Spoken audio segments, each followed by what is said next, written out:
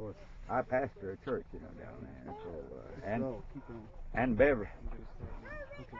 and Beverly, she pastors, you know. Of course, you wrote it there. Yeah.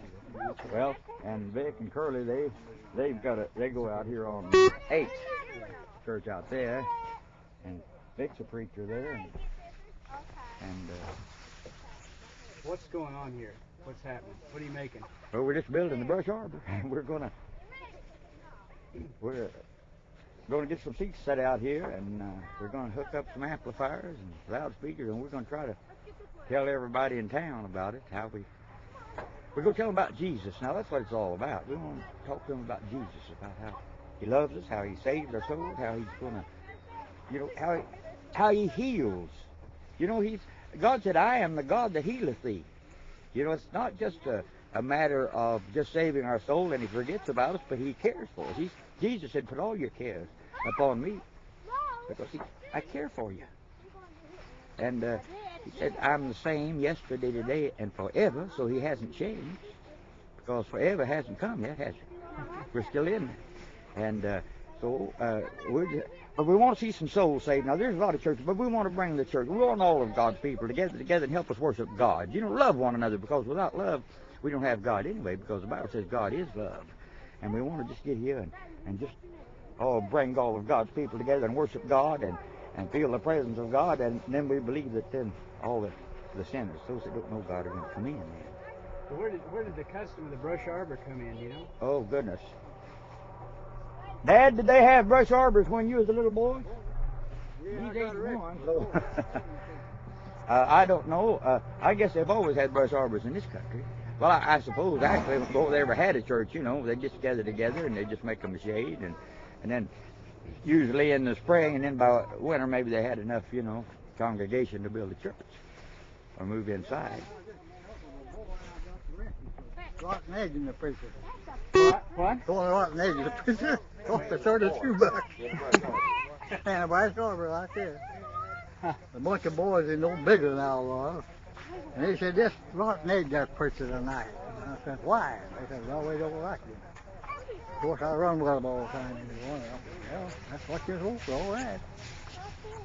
Well, they said, "Now you sold the first egg and we'll take you in from there." Well, one's all ever sold. And I took about right up there in the bar, just a fat one, old rotten egg, you know, and ran back to the last. Of course, he knew who I was in the last. And he had us arrested. And the funny part of it, I saved all summer. We were going to have a picnic church down, you know, and I saved up my money for that picnic. I saved up $32. Well, the Monday morning, they took us to Ambers.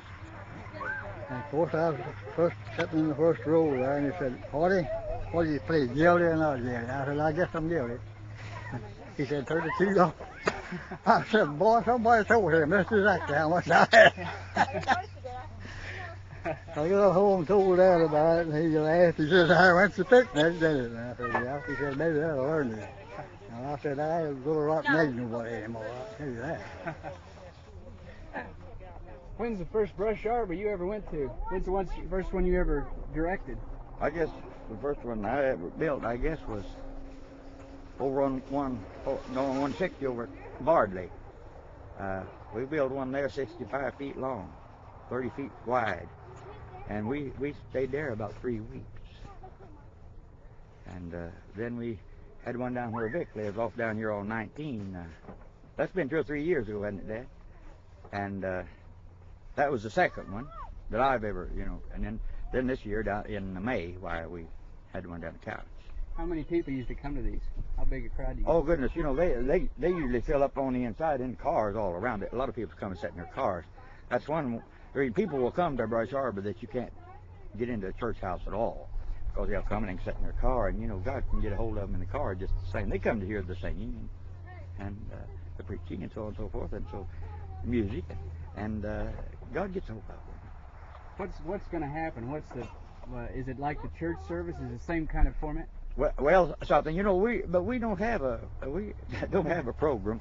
We just kind of get together and start singing songs, and we believe in letting God do the thing. We just start singing songs and praising God, and there may be a half a dozen of us preach one night. You know, we all I don't worry about who's going to preach because I always get my 15 cents worth in anyway. You know, I get up and we do that. We believe in the freedom of the Spirit and letting everybody, you know, take part. And we like to involve everyone in the thing. You know, it doesn't matter what church they belong to. It's just they come and help us worship God. And like I said a while ago, they can worship God the way they feel led, and we worship God the way we feel led, but we all worship God. And we don't care what preacher preaches, you know, anyone. I like for us to get together and we get a hold of God and maybe some fella, you know, God knows who's got the message. God knows exactly what the congregation needs to hear or what the people or what's going to take to get that old boy to give his heart to God.